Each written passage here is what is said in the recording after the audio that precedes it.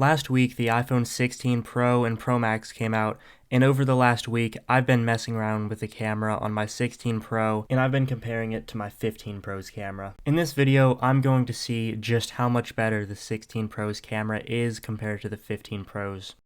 So on this first photo taken with the 15 Pro, it looks nice, but then when I go over to the 16 Pro, everything kind of looks a little more detailed. I want to put a focus on the edge of the iMac where it's kind of transparent.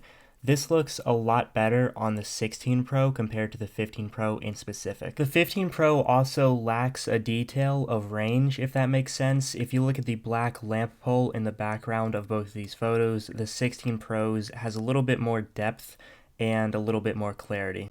So on this second photo, I did not do any adjustments when taking the photo. I just clicked the shutter button on both phones. And honestly, the 15 Pro came ahead on this photo, but I think there's a reason for that. I think that the 15 Pro's autofocus right now is a little bit better just because of software, and the 16 Pro's autofocus could get better. The photo from the 15 Pro just kind of looks better. I mean, there's more detail on the head strap of this Oculus Quest 2, and the colors just look a little bit more natural. This next one is using the macro camera on both phones. The 15 Pro did okay, but it's pretty blurry and the details aren't really there. With the 16 Pro, there's more detail. The 16 Pro's macro camera does not do well in low light, and the 15 Pro's does even worse in low light. It's notable to mention how much more realistic the dust looks on the 16 Pro's photo compared to the 15 Pro's photo. The 16 Pro also highlights that texture in the Seagate Barracuda logo. Both of these photos were taken with 3x zoom, and on the 16 Pro, it just looks a lot clearer. The 15 Pro's photo kind of looks blurry, and the colors on the 16 Pro are definitely better. The 16 Pro just pulls in a lot more detail, especially looking at the screen of this Dell XPS here. So this next photo was pretty close with both phones, but the 16 Pro still comes out on top with detail and clarity. Zooming in on the dirt on the 5 key on this Dell XPS's keyboard, there is clearly more detail on the 16 Pro than the 15 Pro. The 16 Pro's focus was a little closer to that 5 key, to be fair, but I still think that the 16 Pro's photo came out on top in detail. This is one photo that I think the 16 Pro did absolutely amazing on. This is the orange Google Pixel 4, and I think the 15 Pro didn't exactly capture that color that well, and I don't think it really ever has captured orange tones that well. I think that the 16 Pro just captured that color a lot more realistically and a lot nicer than the 15 Pro did. This is another shot taken with the macro cameras, and I actually think that the 15 Pro did this shot a lot better.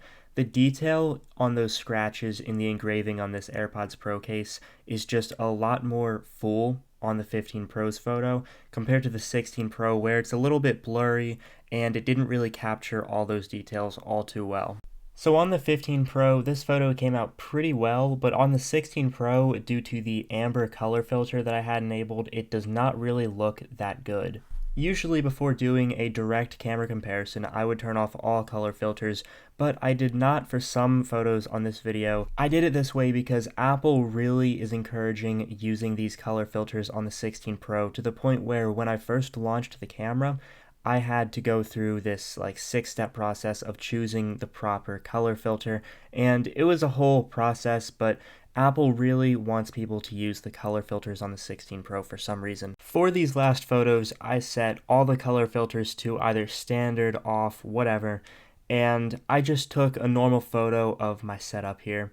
And honestly, these photos look really comparable. Zooming in, it's pretty clear that the 16 Pro has that detail advantage once again. That seems to be a recurring theme this year, but it still looks pretty good on both of the phones. I think that color on both looks nice, but in particular the orange hard drive on the 16 Pro's photo looks a little bit oversaturated. I have heard a couple of complaints about oversaturation on the iPhone 16 Pros in specific. So I personally think that the 15 Pro does a couple of things better than the 16 Pro when it comes to photos, but the 16 Pro's camera is really good. I mean, it's not like the jump from the 13 Pro to the 14 Pro or the 14 Pro to the 15 Pro, but it's still a big jump, and I think that the 16 Pro's camera is going to hold up a lot better, especially over time compared to the 15 Pro's camera. One thing that I wanted to note is that this year they had that new 48 megapixel ultra wide camera, and honestly, I don't think that it matters. I was really excited to test that ultra wide camera out and see what 48 megapixels could do on the ultra wide camera. I really was just disappointed with how it ended up turning out. Most of the photos from the ultra wide camera still look absolutely awful. And I think that Apple should really work on fixing the focus distance on the main camera, which is still an issue like 3 years later, before they start making the ultra-wide cameras good again.